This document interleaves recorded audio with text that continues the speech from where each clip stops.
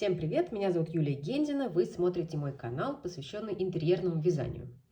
В этом видео я хочу с вами обсудить одну интересную тему, касающуюся вязания мозаики из центра. Мы говорим про мозаичное вязание крючком из центра. Я думаю, что вы проходили уже мои уроки по мозаичному вязанию. Если вдруг не проходили, пожалуйста, посмотрите их. Среди этих уроков есть отдельный про мозаику из центра. Мы там разбираем, с чего начинать, как дальше развивать рисунок, какие есть нюансы, в общем, все-все-все. Главный плюс мозаики из центра в чем? Во-первых, в том, что не надо обрывать нить. То есть нить у нас, как вы знаете, мозаика – это все-таки вязание двумя, как минимум, цветами контрастными. И если в прямой мозаике мы нить обрываем, то в центровой обрывать ее не нужно. У нас нити все перекрещиваются на обратной стороне нашего полотна. Это с одной стороны. С другой стороны, мы можем вообще не особенно рассчитывать расход пряжи, потому что в мозаике из центра мы можем очень удачно присоединять новые цвета, играть цветом, да, идти от центра расходящимися такими волнами. Поэтому если у нас там изначально мало пряжи одного цвета и больше другого, мы можем ту пряжу, которую меньше, пустить в центр, а дальше уже вязать из той пряжи, которая больше.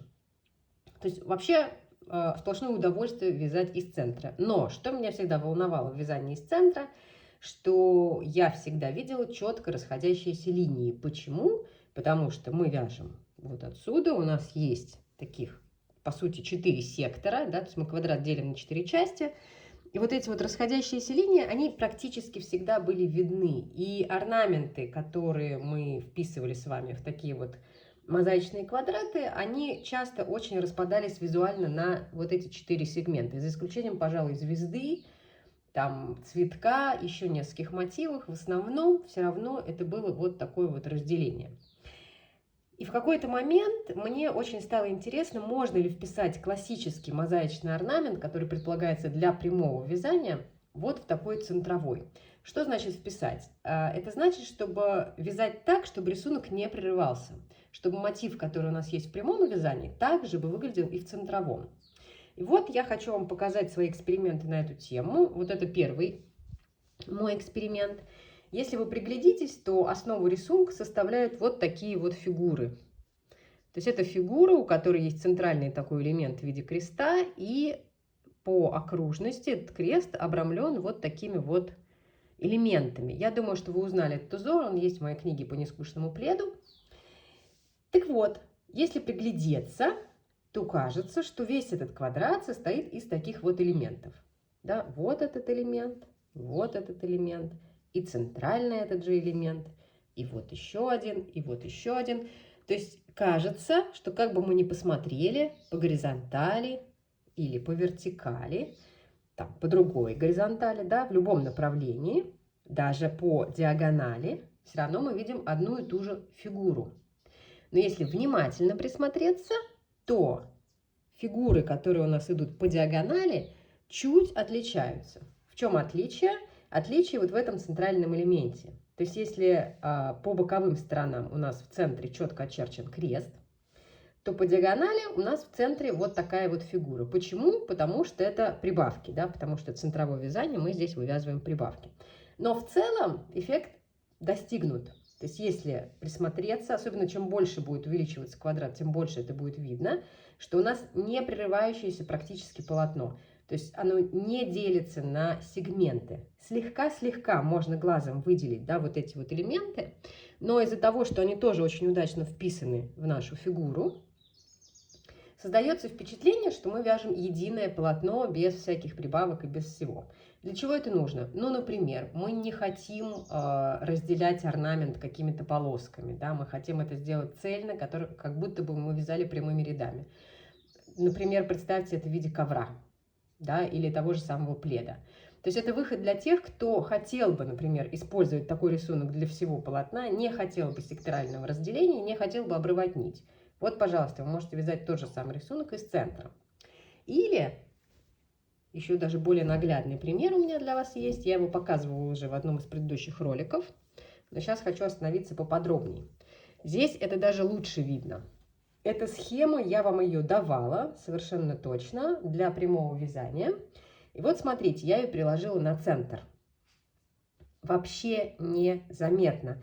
То есть вот здесь вот на диагоналях вот этот вот элемент, и вот он центральный, да, и я просто здесь по бокам уже не довязала, уже ниток не хватило, он неотличим практически. То есть практически идентичен. Это значит, что этот узор отлично ложится в центр так, что будет незаметно, что он связан с центром. Что не будет вот этого секторального разделения и будет единый вот такой вот красивый орнамент на всем вашем полотне. О чем это нам говорит? С одной стороны, новость хорошая, да, что мы можем какие-то узоры прямые, предназначенные для прямой мозаики, вот так вот незаметно перекладывать в центровую, так что не отличишь. Но с другой стороны, есть и плохая новость в том, что не каждый, конечно, такой орнамент можно незаметным образом переложить в центровую мозаику. Какие можно? Можно те, в которых вот эти вот невидимые диагональные линии, собственно, не повредят рисунок.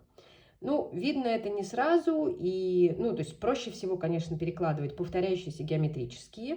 То есть вот это геометрические, например, и вот это, собственно, тоже геометрические. Там, где есть четкие линии, там, где есть повторяющиеся элементы.